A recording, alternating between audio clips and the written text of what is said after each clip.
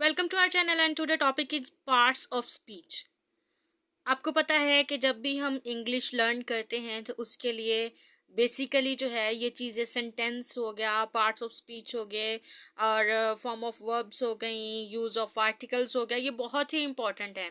तो सेंटेंसेस हमने कवर कर लिए और इसके बाद हमने एक्टिव वॉइस, पैसिव वॉइस उनको देखा और आर्टिकल्स को देखा, उनके रूल्स को देखा। तो आज हम करने जा रहे हैं parts of speech. Even then हमने सेंटेंस के बारे में लर्न किया, सेंटेंस के पार्ट्स क्या होते हैं और क्लास एंड फ्रेजेस क्या होते हैं। रिसेंटली हमने अपनी वीडियो पोस्ट की इस बात पे।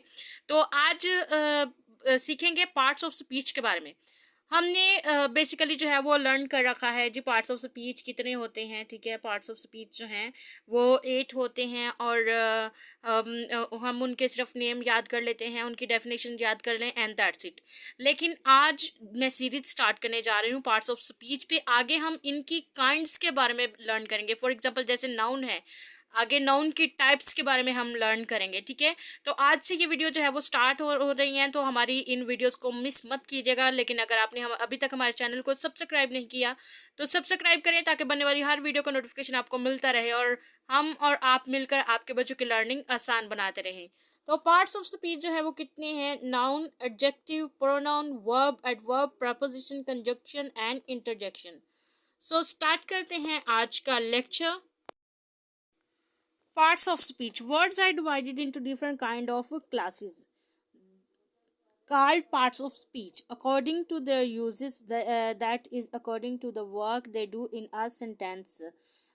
The parts of speech are 8 in numbers. Okay, जितने भी वर्ड्स हैं उनको डिवाइड किया गया है और उनके सेंटेंसेस में ही उनका पार्ट के हिसाब से वो क्या काम करते हैं उसके हिसाब से उनकी डिवीजन की गई है और उनको 8 काइंड्स में डिवाइड किया गया है। ठीक है, अब 8 काइंड्स कौन से हैं? नाउन है, एडजेक्टिव है, प्रोनाउन है, वर्ब है, एडवर्ब है, प्रीपोजिशन, कंजक्शन एंड इंटरजेक्शन। तो आज हम सिर्फ इनकी देखेंगे, डिटेल देखेंगे कि नाउन क्या है जी। Noun is a word used as the name of person, place or thing as Akbar was a great king. Akbar Kolkata is on the Hooghly। तो ये जो डिफरेंट नेम हम यूज़ करते हैं वो प्लेस के नेम भी हो सकते हैं, किसी पर्सन का हो सकता है, किसी थिंग का नेम हो सकता है। तो उस नेम को हम क्या कहते हैं? नाउन कहते हैं। Okay, note the word thing include all object that we can see, hear, taste, touch और स्मेल। यानी ऐसी नाउन में वो थिंग्स भी आ जाती हैं जो हम अपनी 5 सेंसेस के थ्रू से उसको ऑब्जर्व कर सकते हैं। ठीक है, वो भी इसमें इंक्लूड होगी। Something that we can think of but can not perceive by the sense. Second है adjective. Adjective is a word use to add something to the meaning of a noun, as he is a brave boy. यानी adjective जो है वो हमारे noun को उसकी जो abilities है या फिर स्किल्स है या कुछ भी कुछ ऐसा एडिशन करती है कि जो हमारे नाउन को और ज़्यादा डिफाइन कर देता है। ही इज़ अ बॉय हो सकता है, लेकिन बॉय से पहले हमने ब्रेव लगा के एडजेक्टिव का यूज़ करके हमने हमारे सेंटेंस को और हमारे नाउन को हमने और ज़्यादा जो है वो अट्रैक्टिव बना दिया। There are 20 boys in the classroom, और there are boys in the classroom भी है सेंटेंस, लेकिन 20 यहाँ पर एडजेक्टिव को शो कर रहा है। फिर आगे है pronoun. A pronoun is a word use instead of a noun as. यानी अब यहाँ पर हमने नाउन की डेफिनेशन देखी कि किसी भी नाउन या किसी शख्स, जगह या चीज़ के नाम को हम क्या कहते हैं? नाउन कहते हैं। और नाउन की जगह हम कोई, अब देखे ये अकबर, अकबर एक अजीम बादशाह था, अकबर ने ये किया, अकबर ने वो किया। तो हम अकबर का नाम बार बार यूज़ करने से बेहतर है हम क्या करेंगे? जो वर्ड यूज़ करेंगे instead use of a noun, तो हम जो वर्ड वहाँ पर यूज़ करते हैं हम ही करते हैं। अगर मेल हो ही करते हैं, जो फीमेल हो तो शी करते हैं एंड सो ऑन। बहुत सारे वर्ड्स ऐसे प्रोनाउन हैं जो हम नाउन की जगह इस्तेमाल करते हैं। जैसे John is absent because he is ill. He जो है यहाँ पर प्रोनाउन है, यानी हमने नाउन की जगह प्रोनाउन ही यूज़ किया। The books are where you left them. Them यहाँ पर जो है वो प्रोनाउन है, क्योंकि बुक्स का जो था हमने बुक्स को नहीं कहा दोबारा। जब हम नाउन की जगह यानी नाउन एक दफ़ा इंट्रोड्यूस करवा देते हैं जब हम किसी चीज़ के बारे में बात करते हैं, कोई पैराग्राफ लिखते हैं, कुछ भी लिखते हैं, तो फर्स्ट में उसको इंट्रोड्यूस करवाते हैं, लेकिन फिर नेक्स्ट जब होता है हम उसको प्रोनाउन के थ्रू उस फर्दर जो है वो प्रोसीड करते हैं। फिर है verb. A verb is a word used to express an action or state, as the girl wrote a letter to her cousins.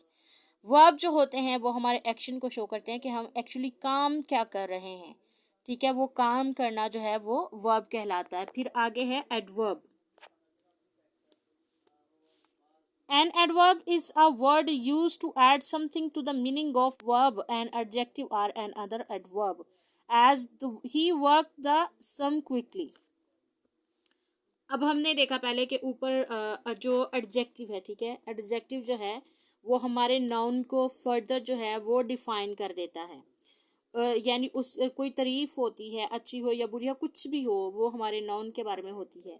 लेकिन एडवर्ब जो होता है वो वर्ब को जो है वो मज़ीद डिफाइन कर देता है, उसको मज़ीद जो है वो उसके बारे में एक्सप्लेन कर देता है। अब सम ही वर्कड द सम।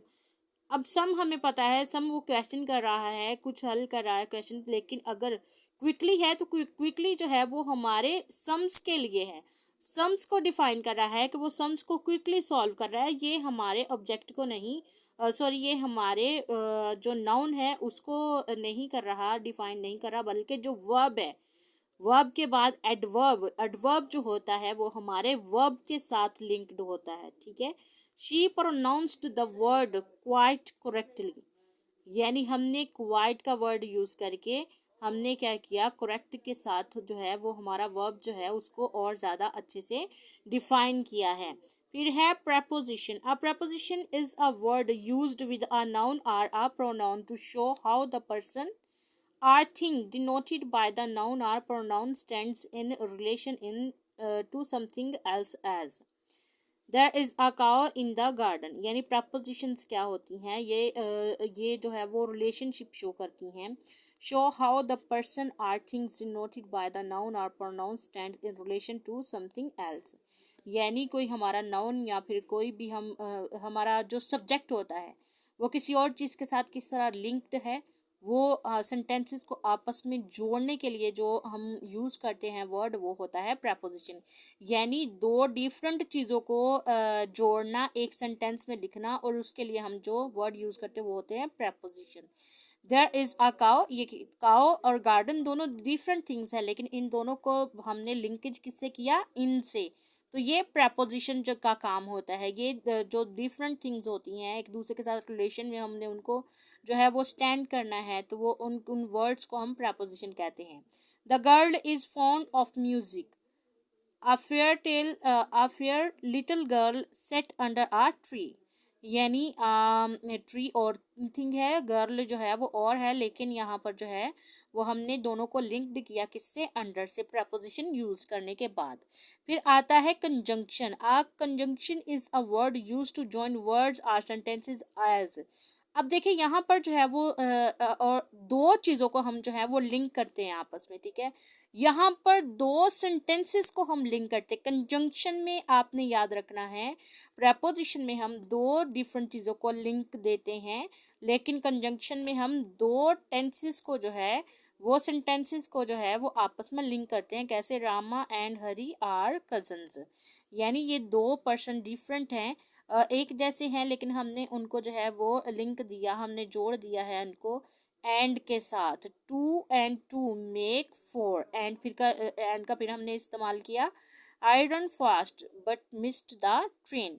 अब यहाँ पर बट लगा के हमने क्या किया, हमने दो सेंटेंस को जो था वो आपस में लिंक कर दिया, यानी दो चीज़ों को जो था, अब वो भाग रहा था, ट्रेन के लिए ही भाग रहा था, लेकिन फिर भी ट्रेन छूट गई, यानी दो सेम चीज़ों को हमने किया, लिंक किया जो है, दो सेंटेंसेस को जो है, जॉइन वर्ड्स आर सेंटेंसेस, हम दो वर्ड्स को जोड़ते हैं आपस में जो एक जैसे होते हैं। देखें, अब रामा एंड हैरी यानी दो ह्यूमन बींग्स की बात हो रही है, लेकिन हमने उनको जोड़ा किससे, कंजंक्शन एंड के साथ, ठीक है।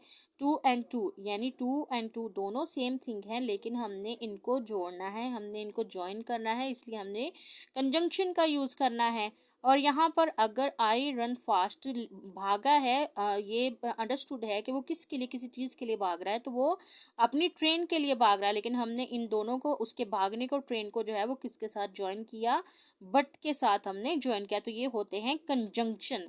प्रेपोजिशन जो है वो दो डिफरेंट चीज़ों को जो है वो लिंक करने के लिए हम वर्ड इस्तेमाल करते हैं, और जो कंजंक्शन होते हैं वो इनको इस्तेमाल करने के लिए होता है वर्ड्स को। ठीक है, लास्ट पे है इंटरजेक्शन। ठीक है, interjection is a word which express some sudden feeling as hurrah we have won the game, alas she is dead.